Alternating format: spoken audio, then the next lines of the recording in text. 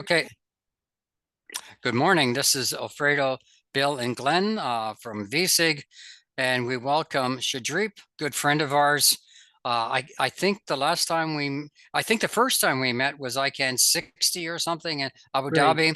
Right. He was like, there's a cartoon in North America, like, you know, a guy called Speedy Gonzalez. I don't know if you know this, Shreedeep, but I'm sure I learned all my Spanish from that cartoon, and he runs around like this, and that's what Shreedeep is. He was over, he was everywhere. He was like a sponge absorbing information about ICANN.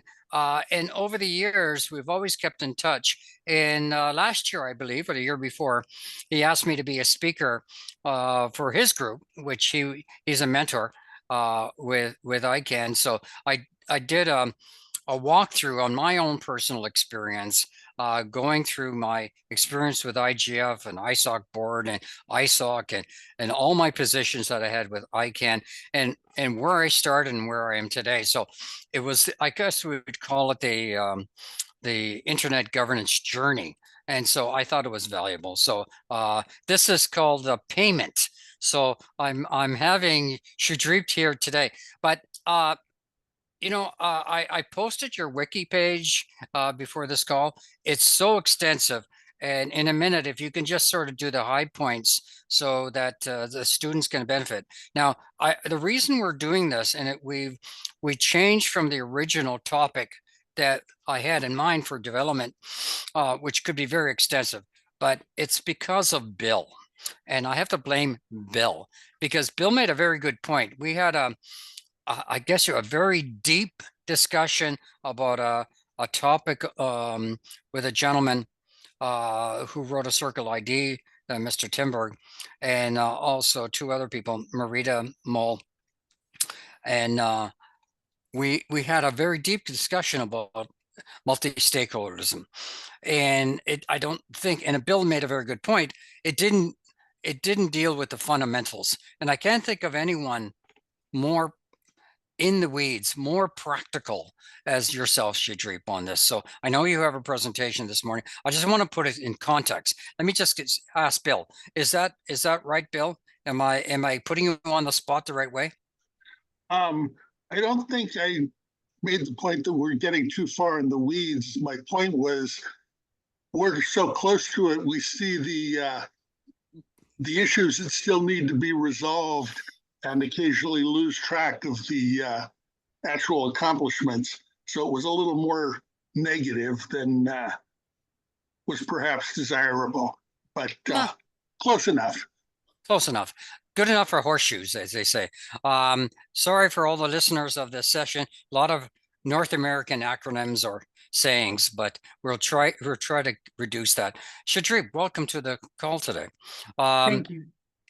Before we have you post your video, can you tell us a little bit about yourself and how you got involved and why the multi-stakeholder model is at center of your heart? So basically, my name is Shreedeep Rayamajhi, and I'm from Nepal. And internet governance happened to me out of sudden. It was like I'm a journalist. I started my career as a journalist, and like any other person, I was always interested. Back then, in the early 2000, it was quite difficult to search internet and to get information about internet and governance and all these issues, digital rights things. So, it happened. The course was there with a diploma. I did the course, and then, I was like there, and like everyone else, I understood that my country needed some voice from our side. In the international forum, and it was not happening.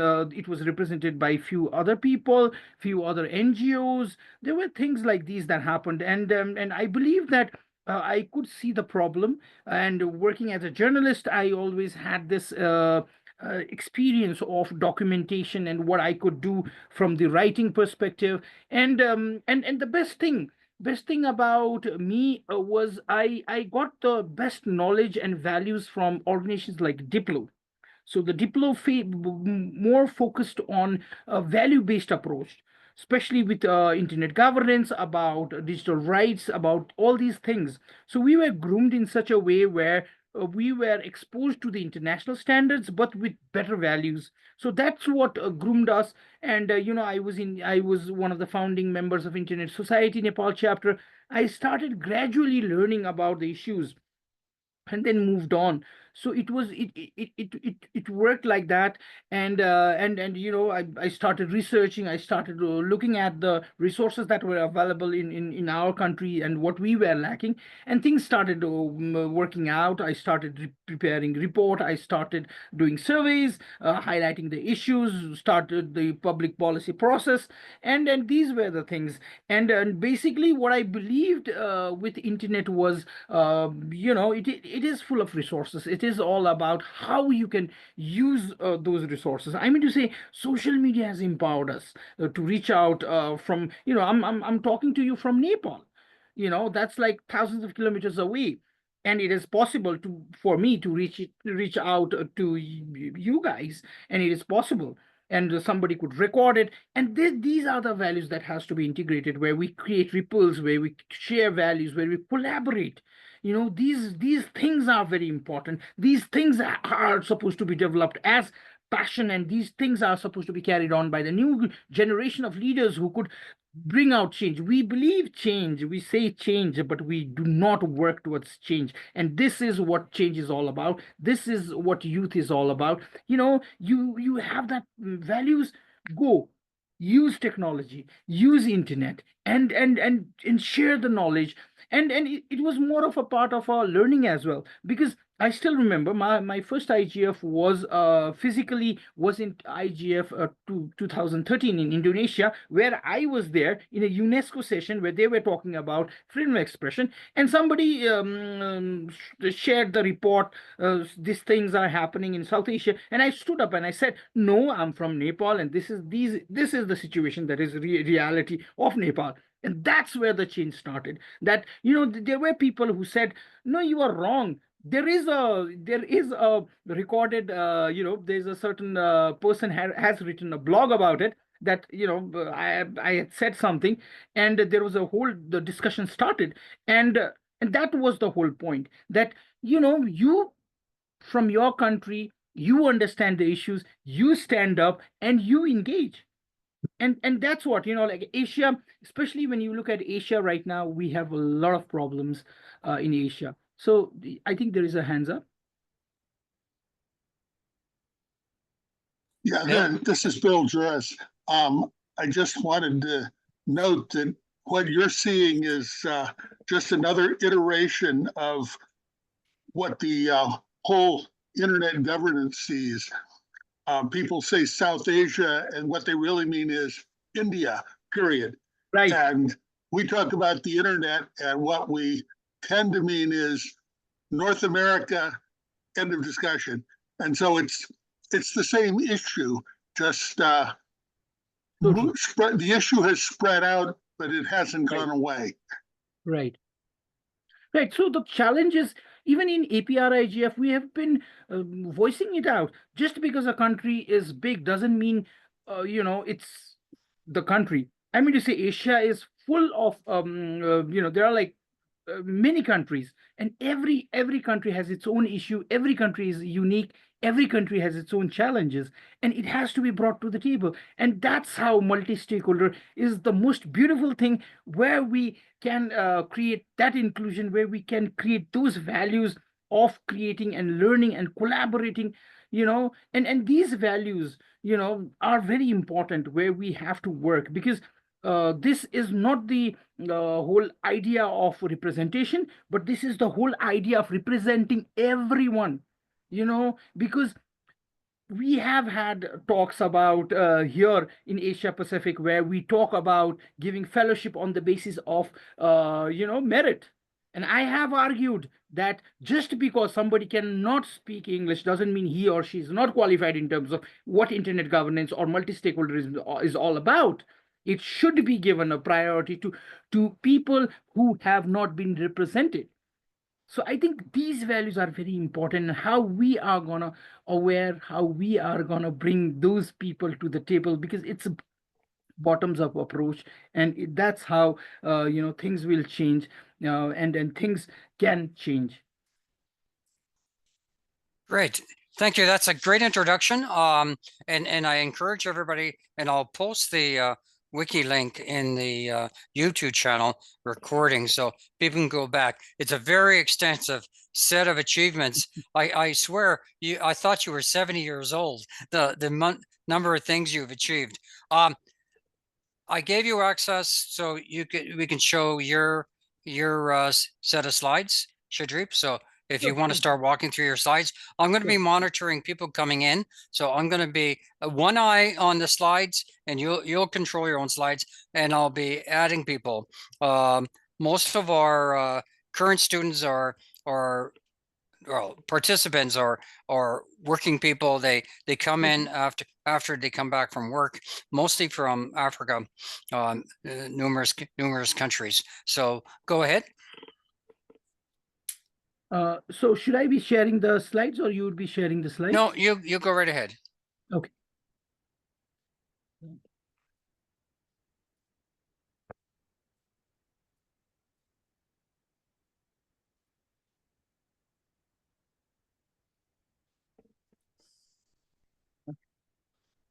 So this starts like this. Okay, so basically, when we talk about multi-stakeholderism, we you wanna more over focus on the first definition, as a lot of the organization define it. And if you look at the history of multi-stakeholderism, especially in technology, or IGF, then basically it was more given focused after the WSIS 2005, and after that it was like more over, there were a lot of talks that were happening, and then IGF was formed, and then it came out.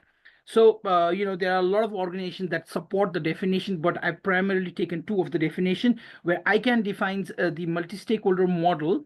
Model is a collaborative approach, collaborative approach that involves the participation of multi-stakeholder, including including government, private sector, civil society, technical community, academia, in the relevant policy making process. This model is based on key principles of transparency, inclusivity, and collaborative decision making, ensuring that all voices are heard and considered in governance of the internet. The technical community is an integral part of this multi-stakeholder model. So, this definition clearly states the role, the approach, and the prospects of what multi-stakeholder is all about. Today, there are a lot of definition forwarded. A lot of the things are there. I mean to say resources. If you look at the UNDP, it has a full full reports on multi-stakeholderism practice and things like that. But it is more about what people want, and how people can be brought, how people can be represented in the right way. The multi-stakeholder, similarly, Internet Society, one of the prominent organizations that works in the internet ecosystem, defines it. The multi-stakeholder governance framework is informed by three components: a opened, ended, unleashed innovation, infrastructure, decentralized governance institution, governance, and C, open and inclusive process. Now, one thing that you have to understand is, if you look at these definition, you see the values involved. So when we talk about multi-stakeholderism, I specifically focus on the values. These values are very important when we talk about multi-stakeholderism, when we practice the multi-stakeholderism, and when we are thinking about it. Because if we do not have these values, things don't align. If multi-stakeholderism is just given for the sake, is done for the sake of it, then it doesn't work, because these values are the pivotal part of what multi-stakeholderism is all about in real grounds.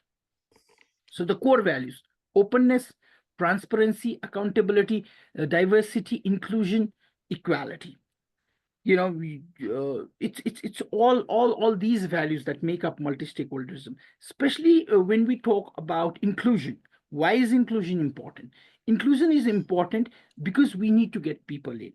Once the people are there, only then representation can happen. Once representation can happen, only then diversity can happen. So these things are very important. That is the reason why it is said to be a bottoms up approach, because we want to first get the people in. And if you look at these practices, there are a lot of ways where organizations like Internet Society, ICANN, they're giving fellowship, they're running resources, open courses where you could go, where you could learn, and where we could share. And they also run a lot of forums as well, where you could go participate, share. And why is it important to participate? Because it is collaborative. Collaboration is very important to learn from each other, because internet, as we know, internet is developed by the US Army, and then it was like passed on. But our contribution towards internet is more about, we made it popular, we made it bigger. And today, when we look at it, then it is like, the next billion is coming from continents like Asia, Africa, where there are a lot of challenges of values. So that is the reason why it is very important, utmost important for us from our region, and especially from other regions as well, to join, to understand the issues, because these issues are the key factors where we could bridge the gaps, lessen the digital divide, and create a better society. As the empowered ones are empowered, but the lower, the less empowered are still trying to empower. So there needs to be facilitation in a process where we all could learn and where we all could benefit. So Can I go back to that table? sure, Okay, sure. so when the concepts of a multi-stakeholder model was created, these are the core elements, the Right, core principles, almost like the six commandments of right. what is multi-stakeholder. Do we see any of these core ideas being eroded as a result, or do we think we have equal representation in the current version of multi-stakeholders now? Yeah, I mean to say, that's a great question, because as we are moving on, you look at all these organizations, all these organizations and their models. you know the core values are the same, but when it comes to practice, it's fading away. There are challenges, there are issues. Why? Because these values are not practiced, or these values are not integrated in the most efficient way, and that is the reason why it is kind of like fading. Like, if you take the example of ICANN, it's an open community where people could go join, help the policy making process. But it's so sad that there are very less people engaging from the Southeast Asia, right? And there are like so much of opportunity there. And there is a challenge. There is a challenge of how we could bridge these gaps, because they also know that they have to put their voices in, because all these policies that are created in a form of standardization process, if they do not participate, then their issues will not be highlighted, right? So there has been a challenge in the community because these values are lacking. So especially when we are reaching out to youth, you know we need to grasp their ideas, we need to understand them, we need to bring them to the table, so that once they come, you know we need to facilitate them, because a lot of the times a lot of the communities are seeing a lot of challenge in terms of, these different stakeholders have different work methods, understandability and efficiency. Yeah, Alfredo. Yeah, Shreedeep. In a way, you're making the point that on one side or one end, we have the lack of inclusion and diversity within the multi-stakeholder model. from some regions. But my question to you is, could it be also the lack of knowledge of some of the individuals that want to participate? I know that you mentioned that, there should be sort of an onboarding process so that they can understand the way ICANN or any other organization that uses the multi-stakeholder model works. But what do you feel that's lacking within the region that we can't get more people involved in the process of policy development and so forth? Yes. Let me answer Alfredo, and then I'll go to Glenn. So the challenge, especially in continents like Asia, is the communication process. We are very friendly people, but when it comes to communication, we hesitate. Hmm. And that is a challenge. That has always been a challenge. We have communication barriers. People are not communication friendly.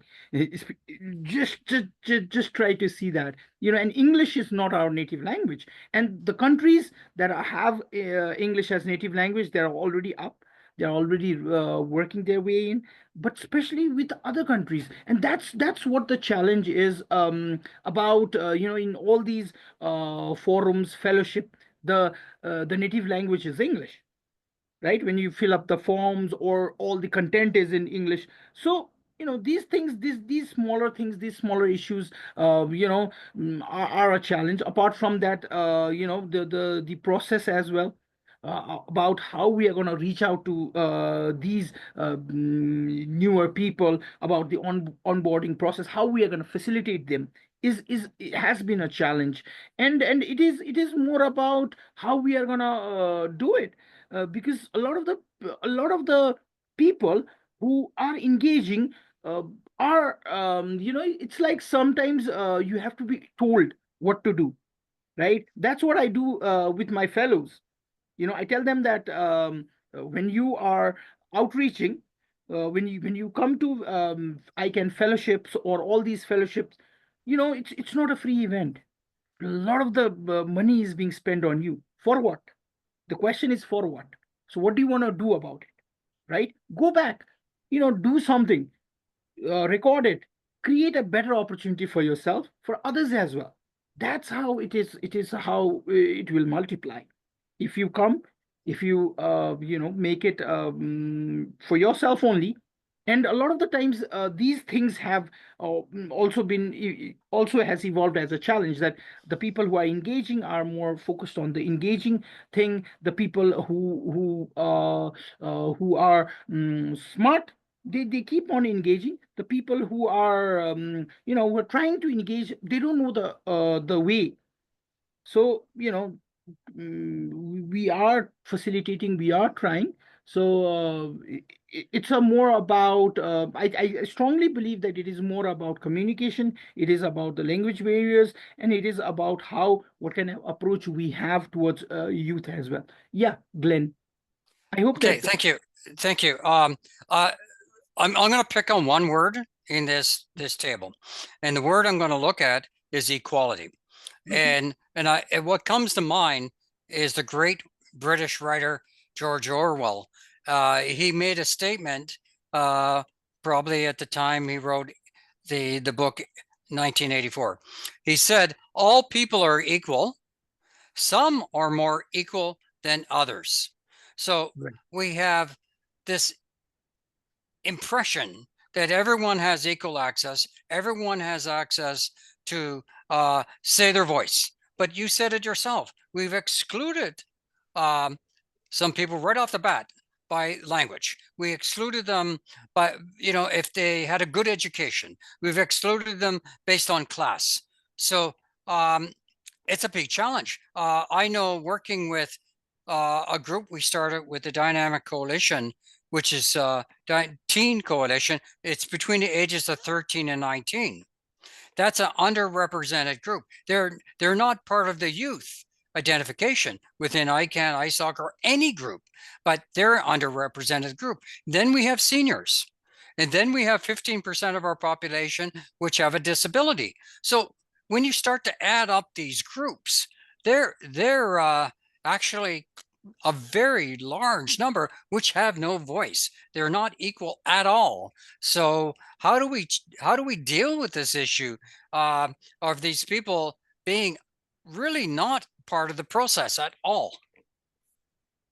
Right. So I think the challenge here is not taking the literal definition of equality, or it's like facilitating.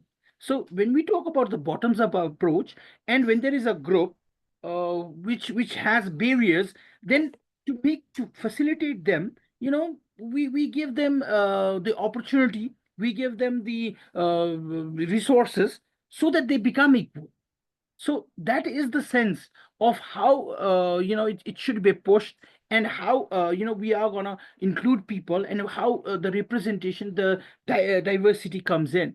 So it is the way around. I mean to say, people see this. I have seen this argument happening in regional events where people were talking about fellowships for meetings should be given in terms of merit basis. And I have made my views about, when we talk about multi-stakeholderism, then the bottoms up approach doesn't give you the value to see people in equal way, because some countries, they have English native speaking, or they do not have challenges with the English communication. But there are certain countries that have challenges with speaking in English. And just because somebody can speak English and somebody can't, doesn't give that equal status.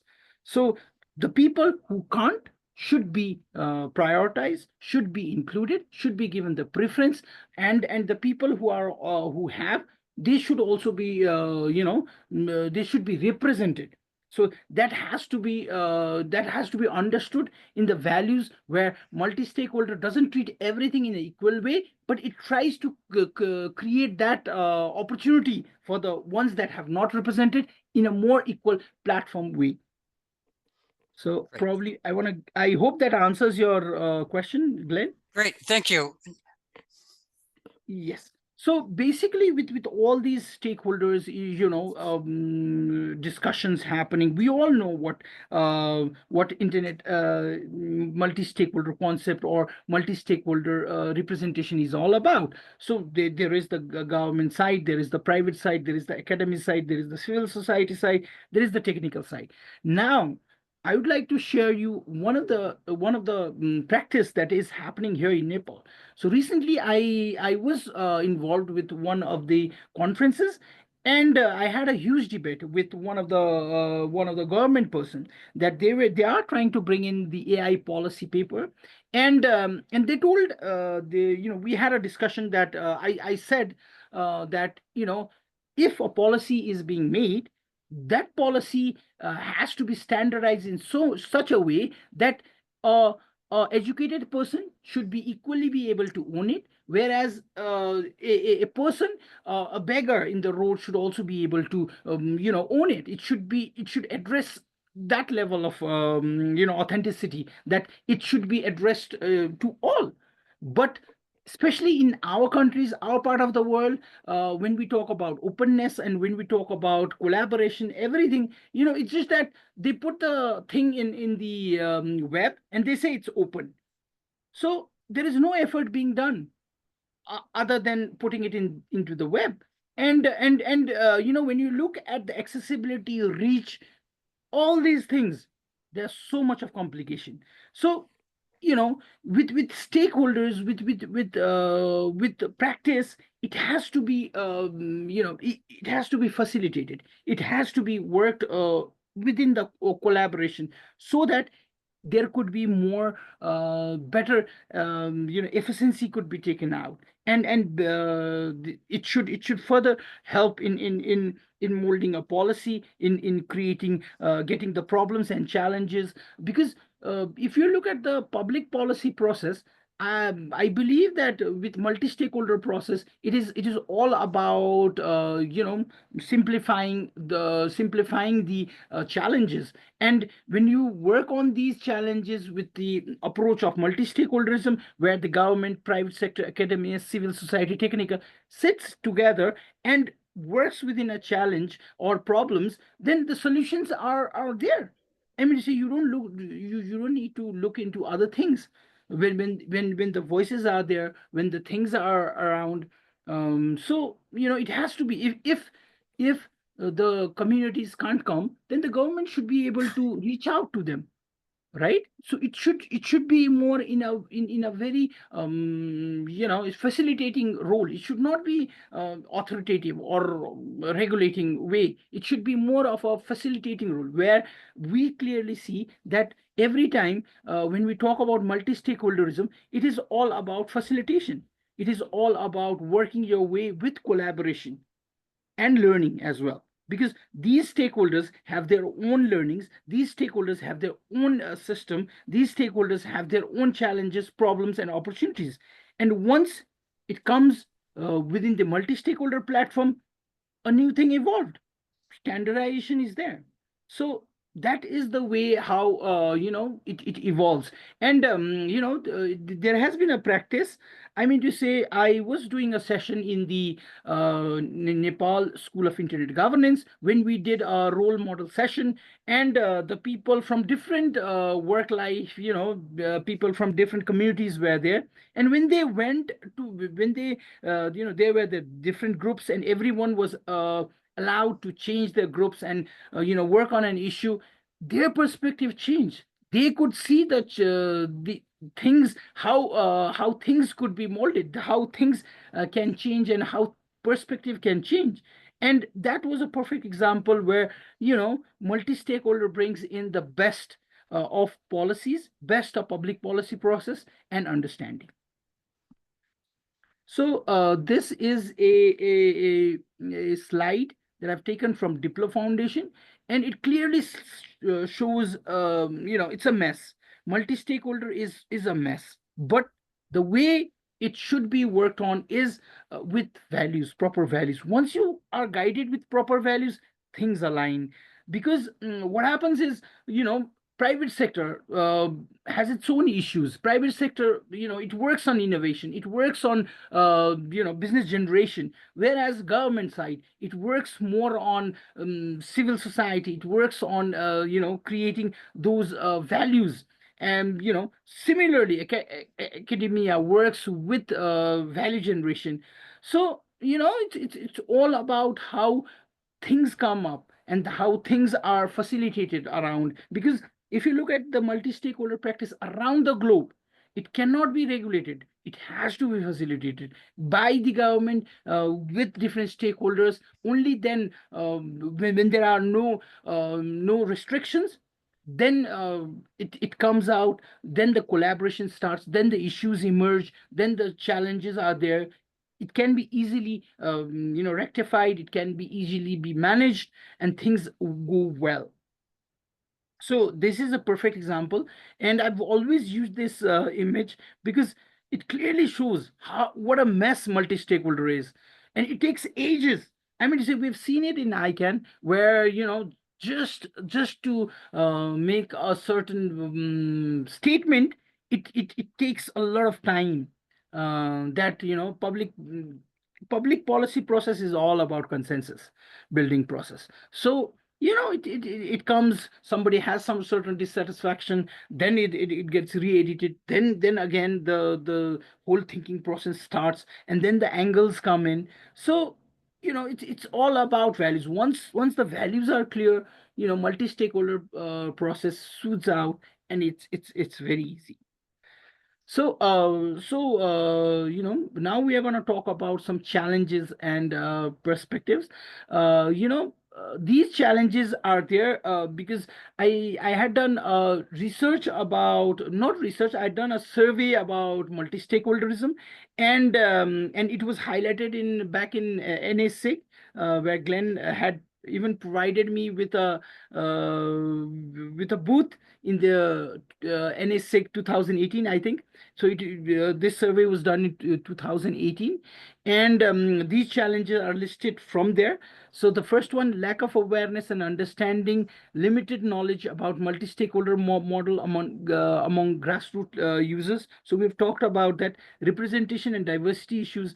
This is a challenge, especially in different communities where people don't understand the differentiation of representation and diversity.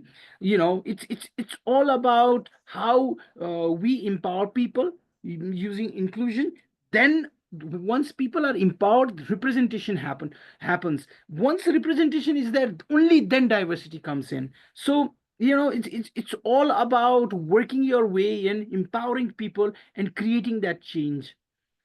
Political manipulation, influences of politics, hindering genuine multi-stakeholder engagement. So when there are people, when there are opportunities, when there are leadership positions, things, people are full with they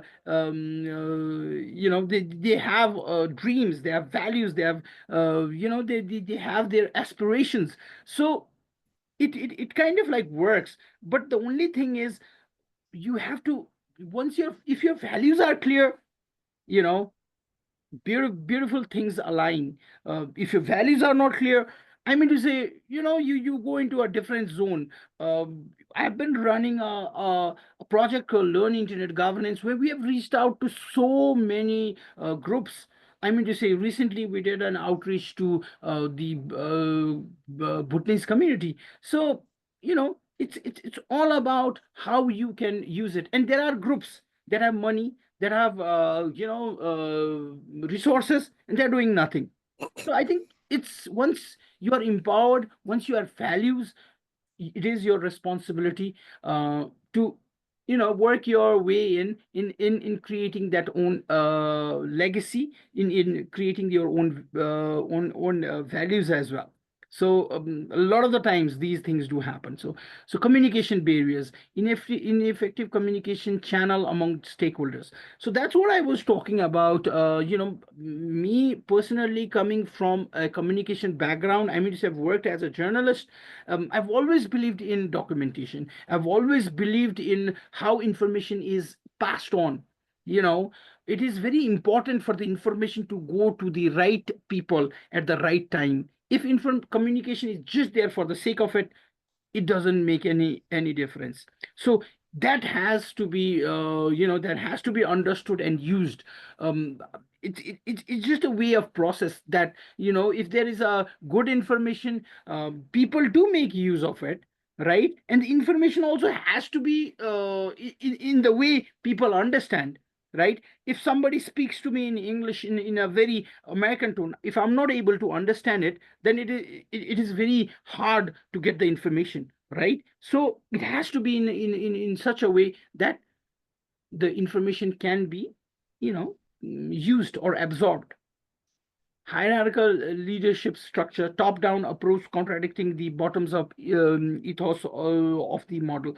I mean to say, a lot of the times today, if you look at the internet ecosystem, what we see is the challenge of how we can integrate youth into the current thing.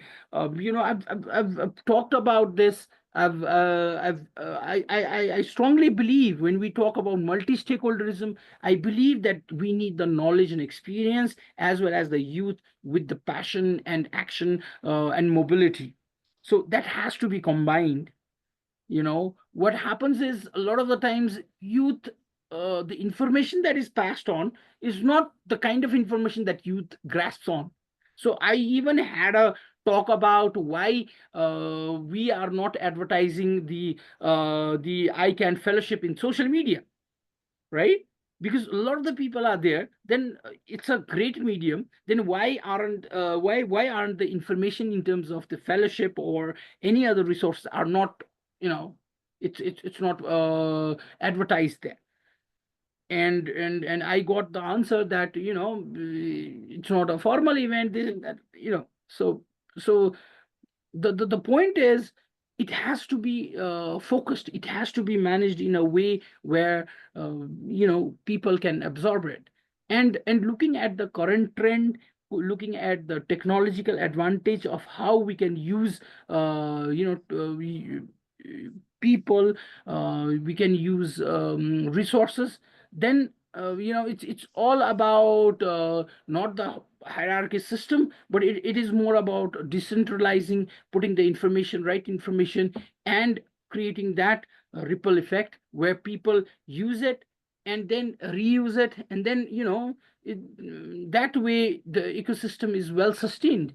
That way the money spent is well spent. Then you're giving out money to all the groups, and now what has happened is they will not do any events until and unless the money is coming out, right? So you have to be more focused, more strategic about how these values are passed on, how things are aligned, and how things can go about. So challenges of multi-stakeholder. All these challenges are listed from that research that I had done, and if you want to see the report, please, it's readily available in the internet. You could search my name, and then you could find it. But I've listed all these challenges in terms of value, lack of values and interpretation, lack of capacity building and awareness. So, especially, I come from Asia, and I've outreach in Africa, in other regions as well, Latin America as well. So what I've seen is, the problem is, especially for people coming from these regions, we have communication barriers, and we have issues where there are lack of understanding, and these values are very hard to be absorbed. And a lot of the times what happens is the people there are not able to relate it to their present situation. So that has to be understood and managed. If that is not managed, then it creates another issue. So politics, global politics and manipulation, adaptation and mitigation process. As I said earlier, it's all about uh, understanding the right values, and relating it within the contextual situation, within our countries, within our communities, and how we can create change. That way, it is possible. If the adaptation and mitigation process is not aligned, then it kind of like just becomes a facility where people use it, and they do not further take it for other action. And that is what is happening, especially with all the fellowships, all the travel opportunities, that a certain group of people are using it, and it is not going out. I mean to say, these opportunities are there to bring in newer people. These opportunities are there to facilitate people, right? So the possibility is endless. For me, going out to Africa is not a possibility within a certain time frame, but within technology it is possible, right? So if I have the possibility, and I have the technology to reach out, then why not? Because there is an opportunity to learn, there is an opportunity to mitigate, and there is a more of an opportunity to gain and create a winning situation for all. Inclusion, participation, representation, and diversity. I've already talked about this. Inclusion comes when inclusion is there, only then participation comes. Once the participation comes, only then representation comes. Once representation comes, only then diversity comes. So there is like the equality sense is all about facilitating people. It is not the equal thing. It is all about empowering, facilitating, and working your way in bringing in newer people. So communication barriers, already talked about it. Social cultural behaviors, leadership hierarchy, hierarchy, leadership. people want to use it. It's like the way I see it is, as I shared my version about the IGF 2013, when I stood up and shared my story of what was happening in Nepal, everybody was everybody was shocked. I mean to say, it was a UNESCO freedom of expression session, and I was a journalist, and I knew what was happening here, so I shared it, and people disagreed to that, and and that was the point of change, that I understood that how things the world was working, you know. So, and it was all the reports that was available for someone, then someone who is coming from Nepal, and talking about the issues. So, these kind of things have been there, and it has to change with people, with representation, with people coming out, talking about issues, talking about collaboration, talking about things. uh, this is the way to change, I guess. And power distribution and control, it has always been a challenge, because if you look at the practice, then a lot of the countries have signed all these declarations of human right things, but why is it that the same internet shutdowns are happening? Why things are happening in the name of protecting the civilian?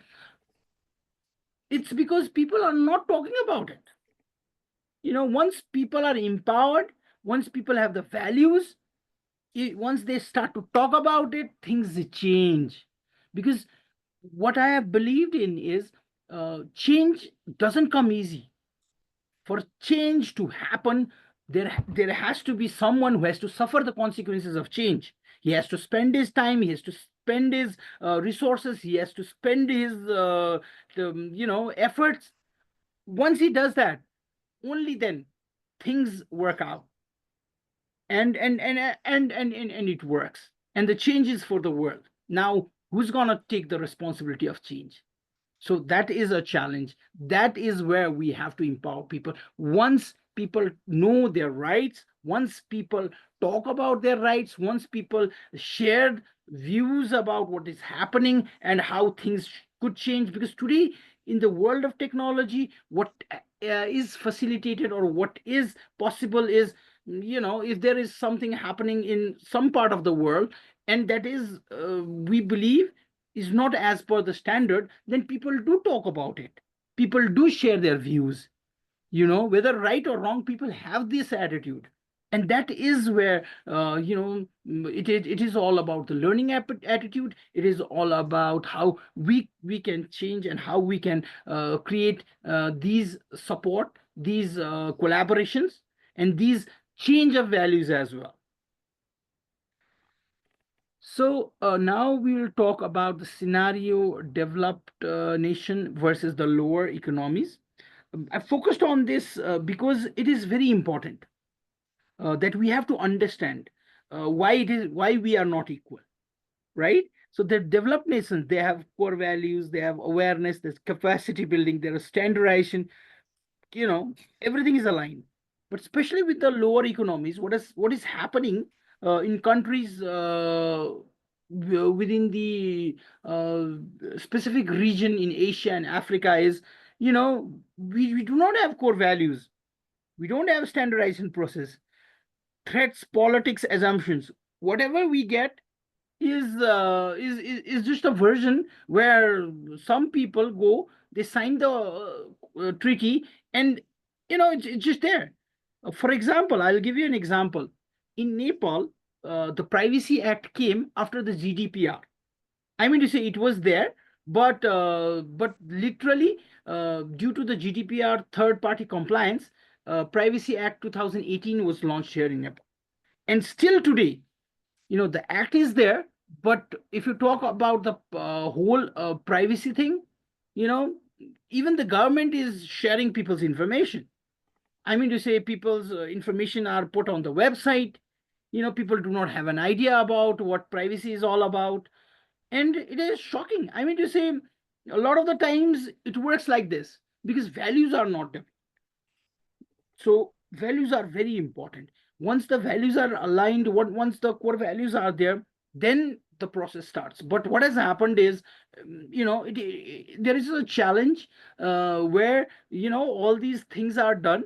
Let me give you a very good example. We in Nepal have a smart driving license card, right?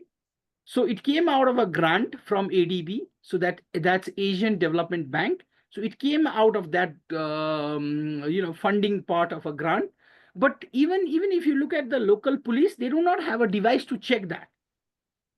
Now after years, what they have done is they have started developing all these apps and linking it with the apps, the driving license, and now things are coming out aligned. But for years, it was just a plastic card, and you could show it, and nobody had a device to read. Things work like that. So I strongly believe that it has to go in a more uh, focused way, where values has to be developed, and then technology has to be transferred. Having said that, I'm not saying that it should be done, because technology itself is evolving, and especially with if you look at the AI, it is like currently taking on. And I always have this version about, especially when we talk about AI. Nepal, a lot of the government process, uh, they are more scared with the AI, and they wanna have this attitude of regulating the AI. So that is the reason why the policies are more restrictive, right? But even a few months back, we had a conference, and I went there, and I said it to them that, why are we getting scared of AI? It's technology, it is growing, and let's build those values. Let's build those values of human rights. Let's work on our values, and then move on. We are already doing so well with AI that our outsourcing industry, especially with technology, is getting so much of revenue. It's generating a lot of revenue. So you have to understand this and work your way out. So how can we create this, right? So it's basically about how we create this understanding, and how we exchange information from the international perspective. At local level, we need to get our issues, we need to get our values, we need to get our challenges, and things. And then once that is ready, then we collaboratively take it to the regional perspective, then we take it to the international perspective, so that it can be further create a better awareness. It can have it can create an impact, right? Because if we just work our way in the region or at national level, then the problems remain very small. But if you work, if we way within the collaboration with from national level to regional level, and then to international level, that way it is more easy to understand, to facilitate, as well as to guide as well. So types of regional, so like, how do we participate in all these regional multi-stakeholder environment or communities? It's all about uh, first getting the information, learning. And as I always say it to my fellows or people, I'm a mentor for APRIGF. I do mentorship for ICANN, and I've done it for Internet Society as well. And I always tell them, come prepared. Come prepared. It's an opportunity. If you're participating in any of these communities, come prepared. Bring in your values, do some research, get some case studies. You know, a lot of these communities, a lot of these conferences, a lot of these events are very user friendly. I mean to say, participation friendly. They provide you with the details, they provide you with the schedule, they provide you with information about who all will be speaking, and so you if you come prepared, you can get one-to-one information, you can communicate, you can collaborate, you can network, and it's all about you bringing that issue to the table and creating awareness, you know so things are this simple if you know the technique, but things are very hard if you don't know the technique and you're like just working your way out. And all these communities, especially when you talk about multi-stakeholder communities, they are very open with values. You just have to empower yourself with the knowledge uh, about what you're interested in. And the thing is, how will you participate? That is also very important, since today it's all about social media, it's all about communication. Always make a point about coming prepared, you know having it in the social medias, about interacting. If you are there in a multi-stakeholder event, if somebody says something, you could always tag that person, you could always relate those issues. Um, that's a better way of how you can create things. And if you're doing any event, especially multi-stakeholder event, document it. Why? Because documenting it, putting it into YouTube, putting it into social media, what that does is it creates that ripple. Somebody from other part of the world can see it, can replicate it, right? And it's always a process of learning, it's always a process of understanding it from the different angles, having the voice, so that way it it makes you see a problem from different angles. And once you do that, then it is very easy to look for solution, because looking at it from one point, the problem may look small, but from different angles, you have a better focus, you have a better solution, and you have a sustainable solution as well. So, I wanted to talk about these organizations that practice multi-stakeholder approach and how their communities work. So I've been part of the ICANN. ICANN is quite a friendly organization, especially for newcomers as well as different stakeholders. And reality is, there are a lot of fellowship, there are a lot of resources that are available. You could always go through the resources, learn, empower, get the values, and go back to your community, share, document, come back, and start engaging. And the whole process of ICANN is a multi-stakeholder process in terms of public policy process, where they develop different policies. And it's very rigorous, it's very interesting. You may see ICANN as a technical organization, but the technical side is there, but it is more of a public policy process where different communities come in, sit in, talk about issues, talk about how policies are made, how efficiently things can be managed, and how things should be for future. So yeah, so this is the ICANN multi-stakeholder model, where there are different SOs, ACs, and different communities that work their way in. And it's a multi-stakeholder process. It's a multi-stakeholder process, and it is very comfortable as well.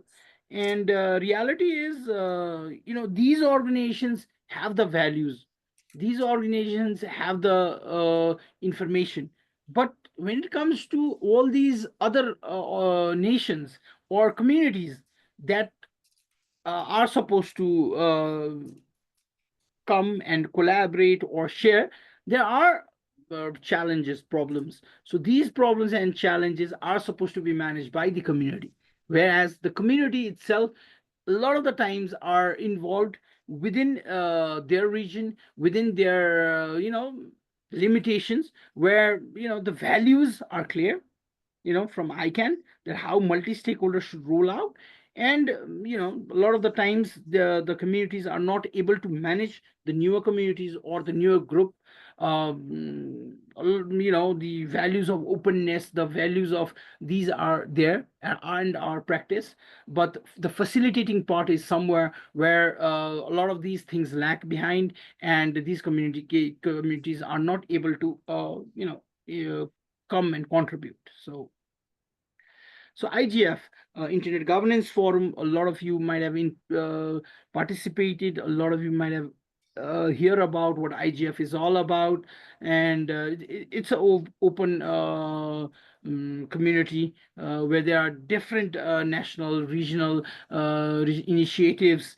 The community is very vast. The community becomes together, talks about issues, and every year the meeting happens, and there are fellowships there, so you could attend it online. You could contribute with the different groups. You could contribute with the different there are a lot of things. I'm not looking at the chat. If there is anything to be mentioned, please, Glenn or Alfredo, please do speak out and raise the question or comment.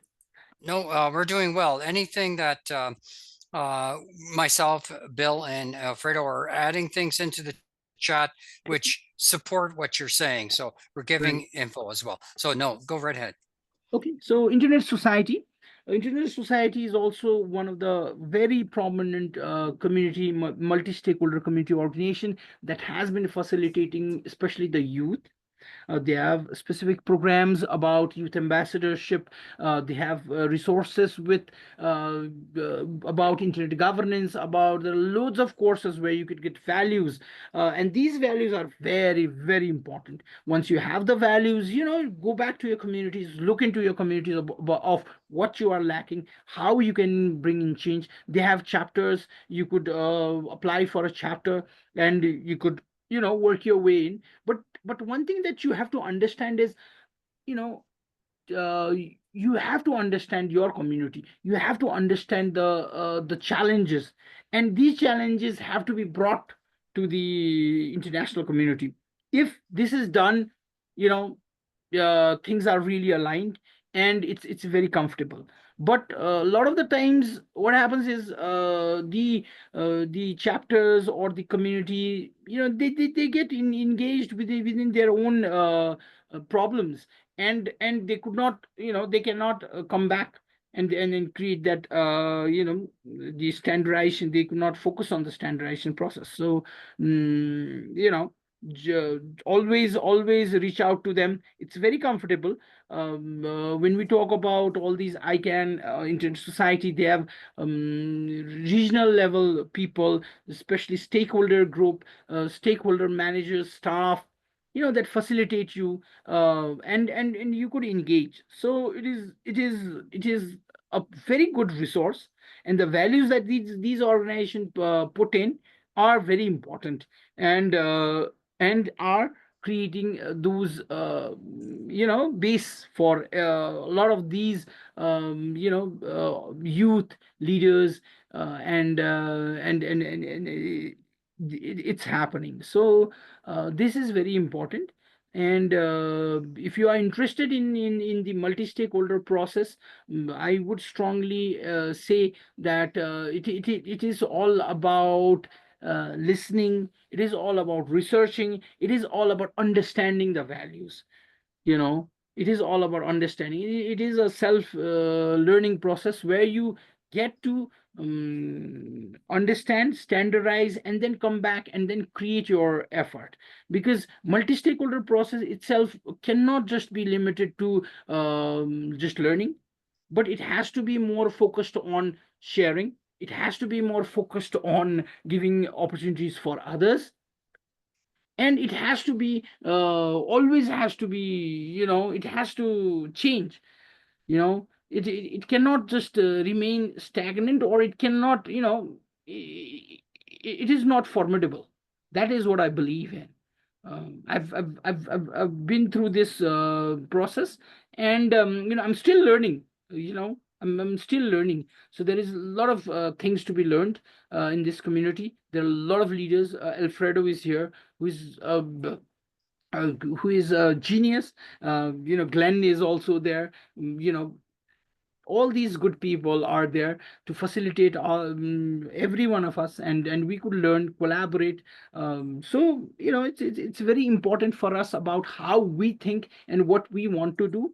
And these resources are easily available, and things do change, and that is what is important about what we want to do. As I said, multi-stakeholder cannot be stagnant. It will change. Something that we achieve right now will change tomorrow, and that thing cannot remain same again, because new stakeholders coming, new people, new perspective, new challenges, new opportunities. It's always better. We humans, we evolved because of this, because we always wanted the best, we always wanted to collaborate, we always wanted to learn, right? So this is very important about what we are going to do about our communities, what we are going to do about our challenges, what we are going to do about our problems. Because limiting it, understood, not trying to understand it, following others' model won't work. Understanding the values and localizing it, making it work, will work. So that is where your values, your things will learn. Thank you, Glenn. I'll probably stop. I have the last slide, I guess. No problem.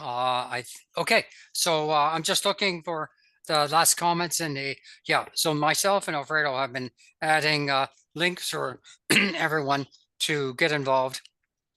This has been great. I just want to give the last word to Bill, because Bill is, I guess you would say, the essential part of our team. He's, I would say he's the common sense person amongst our group to look at an issue and come up with some clear critical comments. So Bill, is there anything you would like to ask or comment on for the session today? I think this has been a great session. I don't have anything critical at all to say, which may be unique, but there we are. I appreciate it. I appreciate it. I really like this. I think Bill had a really insightful concepts, and I mentioned it at the beginning. You should really watch that video that we had with a few weeks ago. I'll send it to you. But these are two really bookends of a bookshelf. So in fact, this session theoretically should have been before the last one, but I think it works. I think it works. So if people who are listening to this, please make sure you watch both videos. If you are interested in reaching Shreedeep, can I share your email or contact info? No worries. No worries, no worries. You could really, you could find me in social media, LinkedIn. I'm there to help. I mean to say, I believe that we are part of your legacy, Glenn. Alfredo. You guys have taught us, and now it is our opportunity to go back and share. There is no there is no feeling of competition. It's like it's about how we can change, how we can collaborate. When I went for the Ghana SIG, I talked with Raymond, and we shared a thought, and that was the bridging point of understanding what we could do and how we could solve those issues, especially when we talk about internet governance, or how things are different in perspective of Africa and Asia, right? So that is where we have to collaborate, and especially when we are new, when we are talk about young leaders, then we have to act like young leaders as well. Like, Step up. excellent. Thank you, Shreedeep. Always a pleasure to see you. Always insightful. Always not short of words. Pleasure. Thanks for everybody for joining us. This concludes the call today, and the recording will be up a little bit later. Thanks, everybody. That concludes the Thank call you. today. Thank you. Bye-bye. Bye to everyone. Thank you, Alfredo. Thank you. Bye.